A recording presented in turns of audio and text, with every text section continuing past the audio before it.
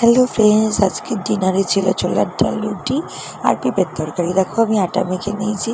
প্রথমেই আটা মেখে রেডি করে নিয়ে পেঁপে কেটে পেঁপে ধুয়ে পেঁপের তরকারি বসিয়ে দিলাম। কড়াইতে তেল, কালো জিরে ফোড়ন দিয়ে পেঁপের তরকারি, এদিকে কাঁচা লঙ্কা আদা জিরে বাটা দিয়ে পেঁপের তরকারি হবে। এদিকে ছোলার ডাল সেদ্ধ হয়ে গেছে। এই যে পেঁপের তরকারি কষে পেঁপের তরকারিতে হলুদ ছাড়া পেঁপের তরকারি জল দিয়ে দিলাম। এদিকে তেল, শুকনো লঙ্কা, তেজপাতা, সাদা জিরে ফোড়ন দিয়ে ছোলার ডাল ফোড়ন দিয়ে দিলাম। এদিকে রুটি করে দিচ্ছি।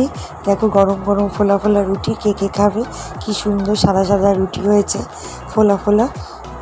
আর এদিকে তো রেডি হয়ে গেল বেখমের খাবার, ছোলার ডাল, রুটি, পেঁপের তরকারি। আজকে রাতেও এটাই খাবে।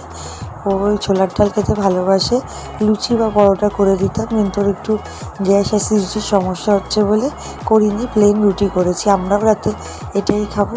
তোমরা কে কী রাত্রে খেলে কমেন্ট করে অবশ্যই জানিও।